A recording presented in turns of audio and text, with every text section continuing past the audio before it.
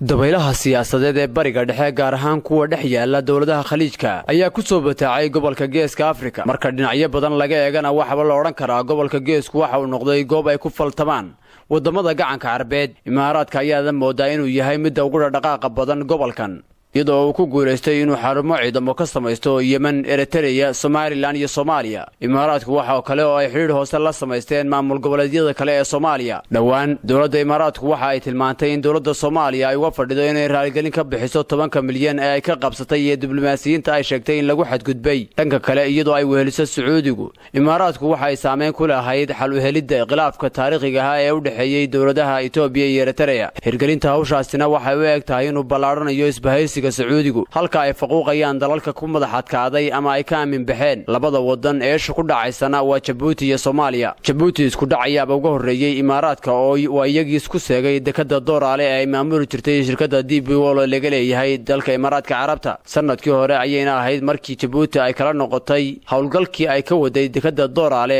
shirkadda DP World oo laga leeyahay Imaaraadka. sanadkii hore ayayna ahayd markii dowladda Djibouti ay kala noqotay ruqsadii shirkadda DP World oo maamuli jirtay dekada Dooraale. DP World waxa ay kala heshiisay la saxaatay Somaliland iyo maamul goboleedka Puntland ee Soomaaliya oo ay kala maamulayso dekadaha Berbera iyo Boosaaso. toddobaadkan Imaaraadku waxay shaaciyeen inay dhisi doonaan dhuumo shidaalka ka soo qaada caasimadda Itoobiya kuna xidha dekada weyn ee Casab ee dalka Eritrea. inta badan isbedelada xawliga ku socda ee gobolka Geeska Afrika waxa hormuud ka ah ra'iisul wasaaraha cusub ee Itoobiya Abiy Ahmed. bishii Juun safar 4 saacadood qaatay ayaa uu ku tagay caasimadda Soomaaliya ee Muqdisho isagoo oo sheegay in Itoobiya ay wax ka maalgelin doonto isticmaalna doonto 4 dekedood oo ay Soomaaliya leedahay. inkastoo aan faahfaahin dheeraad ah laga haynin heshiiskaas, haddana baaqaas ayaa wax walwal ku abuuray bulshada Soomaalida inteeda badan, taasoo mar kale abuurtay su'aal ka taagan in dowladda Soomaaliya ay si farsamaysan u falkin karto siyaasadaha arrimaha dibadda iyo danaha ganacsi ee dunida kala dhaxeeya. su'aalaha badan ee la isweydiiyay waxa ka mid ah dekeduhu ma Muqdisho, Kismaayo, Boosaaso iyo kuwa kaleba Itoobiya ma haysataa awood dhaqaale iyo aqooneed oo ay dekedo ku maalgashato ama ku maamusho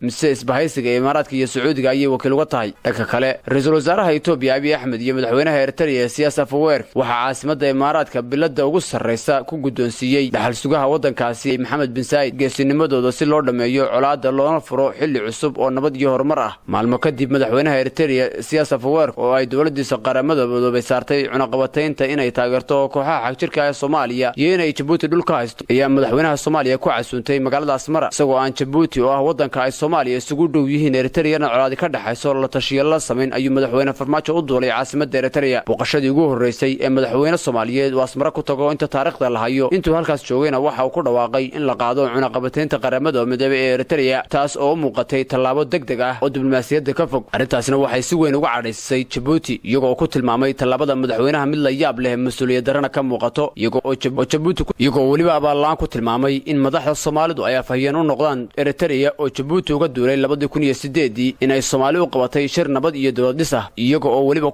abaalaan ku tilmaamay in madaxda Soomaalidu ay afhayeen u noqdaan dowladda Eritrea oo Djibouti ugu soo duulay 2008 sababaha ay u caawinayaan dowladda Soomaaliyeed oo hesha nabad iyo dowlad. qayladhaanta Djibouti iyo hadalkeeda caradu ka muuqatay waxa uu ahaa kana adkaa xitaa mid ay ku wada hadlaan dad saaxiib ah oo isu dhow. waliba waxaad moodaa in ay Djibouti danatay madaxweyne Farmaajo oo la kac ama ogaalaan uga qayb yahay qorshayaal istiraatiiji ah oo dalal kale ku doonayaan inay Djibouti ku goodoomiyaan siyaasad ahaan iyo dhaqaale ahaanba.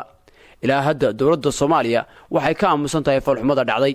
haddaba intaas kadib waxa uu madaxweynaha Soomaaliya Maxamed Cabdullaahi Farmaajo u duulay dalka Djibouti si uu u xalliyo cadhada siyaasadeed iyo khilaafka diblomaasiyadeed ee ka dhex qarxay dowladaha Soomaaliya iyo Djibouti. isbedelada gobolku waa kuwa aan la saadaalin halka ay ku dambeyn doonaan.